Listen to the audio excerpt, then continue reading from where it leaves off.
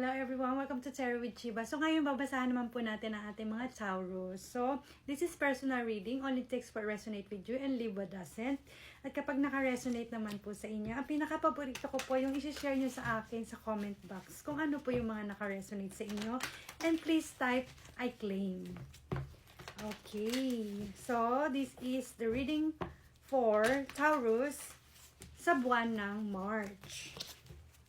So, tignan natin yung energy, opportunities, and challenges for our Taurus.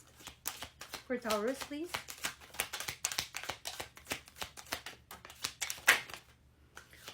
Wow! Wow! Wow! Wow! Wow! Wow! Oh my God! Oh my God! What is this? Oh my God! Okay. Kalma. Okay, sa iyong finance or finances, this is the power month for your wealth. No, ito yung month ng malaki yung support ng income growth mo. So this is the powerful and massive success for Taurus. See, you have the Sun, you have the Hangman, also dito you have the King of Cups and you have the Fool. See? Wow, tatlong major arcana cards. Wow.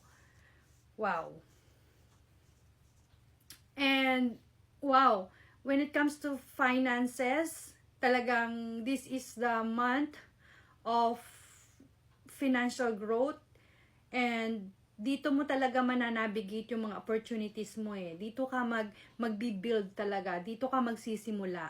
And then kung sa love and romance naman, maaring ito yung panahon dahil sa iyong astrology meron kang magkakaroon tayo ng eclipse kay Virgo. So solar eclipse kay Virgo. Expect mo yung mga connection na talagang totoo, authentic na connection sa'yo. No? Wow, wow. And wow, let me clarify the hang. Si Hangman kasi is about releasing, no? Nire-release niya na and ano na siya, parang nagsusurrender na siya na kung ano na lang ibigay ni universe kay go. So maganda itong ganitong energy sa iyo, no? Ganitong pag-iisip, no? Taurus. And the sun is about prosperity and abundance. No, and the King of Cups is parang siyang ano na siya, yung parang na-adapt niya na eh. Kumbaga parang ano ka na dito sa sitwasyon na to, parang ready to go ka na, parang si the Fool lang din, no? So let me clarify the Hangman. Ano ba yung mga na-release na ng ating mga Taurus? For Taurus, please, Hangman, please. Ano yung mga na-release na? Okay. So, meron kang mga finances noon, no? May mga finances ka noon at maaaring ngayon din, mga medyo hirap ka ngayon i-balance yung iyong mga gastusin, no? Pero ginagawan mo siya ng paraan. No? At ano ka lang, chill ka lang dito. Nag-chill ka lang kay Hangman. And because of sa ganyang attitude na pinapakita mo at binibigay mong energy, meron kang financial stability, Taurus. Very nice. Wow! Very nice. Claim it. Type mo sa comment, I claim it. And thank you, universe. Wow! Anong mga opportunities kay Sun? Anong mga opportunities ito? For Sun, please.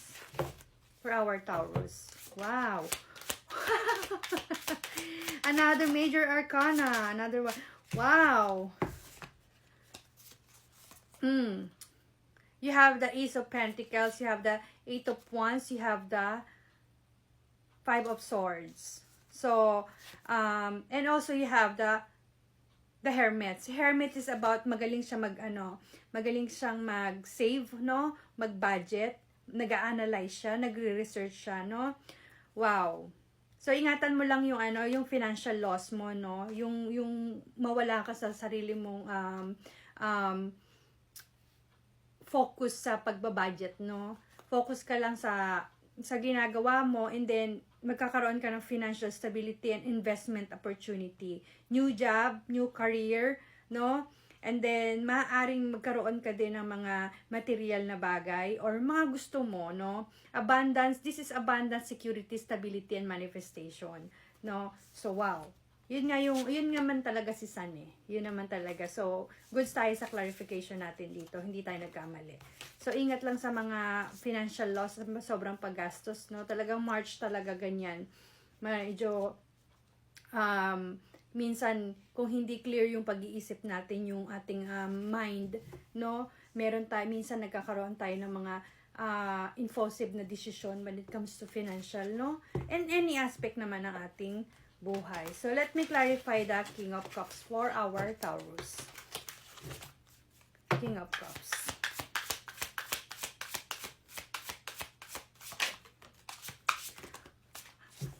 Wow! Wow, you have the Four of Wands, which is financial stability. Wow, you have the Ten of Cups, the Ace of Wands. Oh my God, ang dami. Ayan mo. Taurus, claim it, claim it. Claim it, Taurus. Yes, the High Priestess. The High Priestess. Ten of Swords. Ingat lang sa masyadong ma-overwhelm, no? Yung mga problema, mga challenges. Okay lang yan, but i-balance mo pa rin, no? And then you have the Nine of Swords, which is financial gain. Oh! Well, sa astrology naman talaga, ang mga earth sign ngayon is lucky talaga. But wow, wow, wow, wow, wow. Wow. Ito na lang, tignan mo, oh.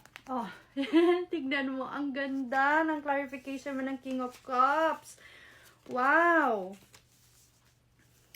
So lucky, no?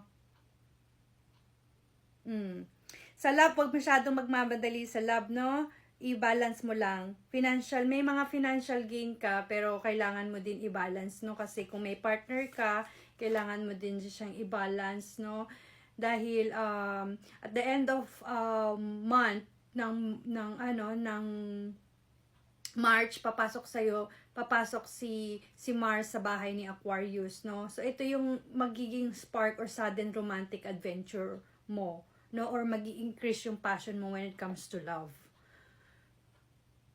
Love, finance, no? Hindi natin tinitignan yung sa health mo, but prioritize mo pa rin yung rest, yung pahinga, especially mid ng March, gitna ng March. Prioritize mo pa rin yung yung iyong pahinga pa rin, no? Pahinga. I-prioritize mo yan. And also sa around March 11, no? Ito na yung green light ng financial expansion mo eh. Ito na yon. Dito na magsisimula yon. Dito na magsisimula yung Ace of Pentacles mo. So, napakaganda, no? Napakaganda ng iyong March, and I hope you enjoy at sana mag-resonate. Comment ka lang dyan na I claim it, no? And kapag na-resonate, balik ka dito sa video na to at please, masaya ako na sinishare nyo sa akin yung inyong mga napagdaanan na naka-resonate sa ating readings. Maraming salamat, and this reading is for Taurus, and see you in my next video.